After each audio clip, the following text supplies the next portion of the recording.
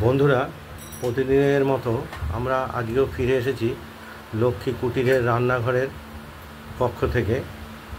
আপনারা দেখছেন আজকে নতুন আইটেম, পনিরের বড়া, আলু দিয়ে পাতলা ঝোল। এই পনির আমরা বাইরের দোকান থেকে কিনে এনেছি। এই আলুটা কেটে রাখা হয়েছে, টমেটোটাও কষানোর সময় দেওয়া হবে বলে কেটে রাখা হয়েছে, আর এই মশলাটা বেটে রাখা হয়েছে। আদা, জিরে, কাঁচা লাল লঙ্কা দিয়ে একদম লাল টকটকে ঝোল হবে।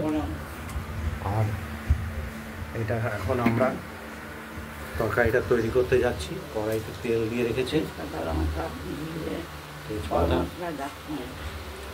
তেজপাতা, শুকনো লঙ্কা, দারচিনি আর এলাচ দিয়ে আমরা এটা একটু হালকা ভেজে নেব। দিয়ে তারপর আলুটা লাল করে ভাজব।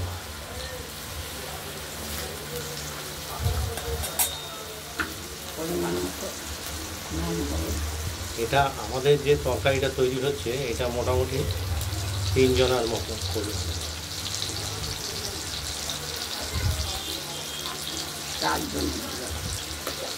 3 থেকে 4 জনা খাওয়া যাবে।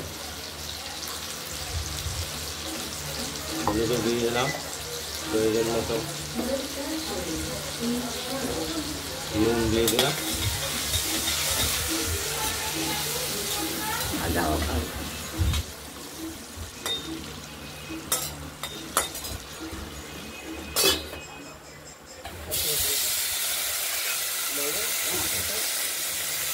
আলুটা ভাজা হয়ে গেছে। টমেটোর টুকরোগুলো দিয়ে দিলাম।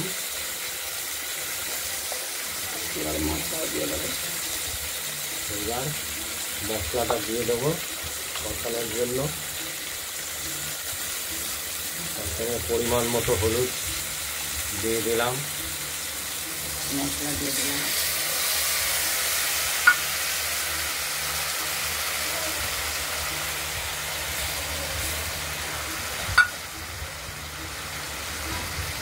এই পনিরের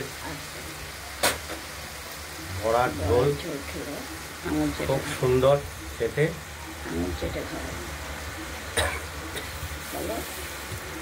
এটা আঙুল চেটে খেতে ইচ্ছে করবে। এটা এই ঝোল দিয়ে ভাত। কাশ্মীরি মরিচ না দিয়েও দেখেন কি লাল কাঁচা লঙ্কাই পেকে গেছে, লাল হয়ে গেছে এখন। সেগুলো বেটে দিলেই ওই কাশ্মীরি মরিচের থেকেও লাল হবে। এবার কষানো হোক। আচ্ছা, কষানোটা হোক। হয়ে গেছে, মশলাটা কষানো হয়ে গেছে, মশলা থেকে তেল বেরিয়ে গেছে।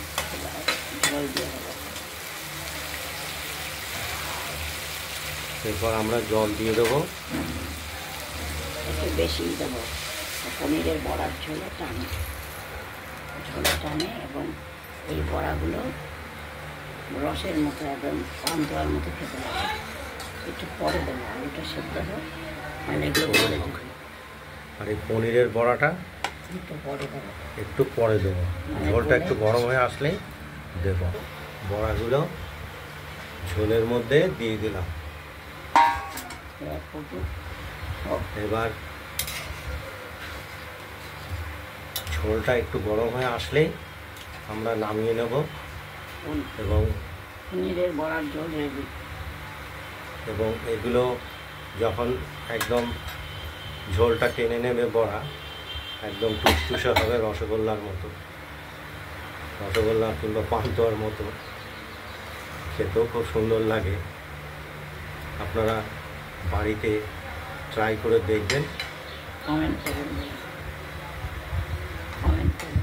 রান্না করে খেয়ে দেখবেন। এই বড়াগুলো অবশ্য ওই মিষ্টির দোকানেই কিনতে পাওয়া যায়।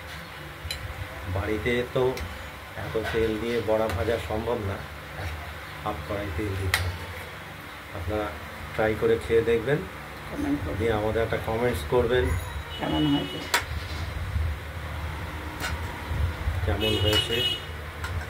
এবং আমাদের এই চ্যানেলটাকে একটা লাইক করে দেবেন।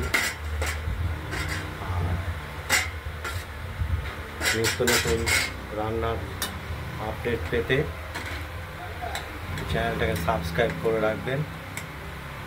নমস্কার বন্ধুরা, ভালো থাকবেন, সুস্থ থাকবেন। এখানেই শেষ করছি।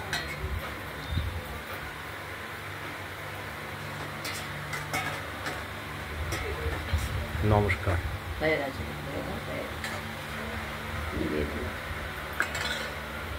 রেডি হয়ে গেছে।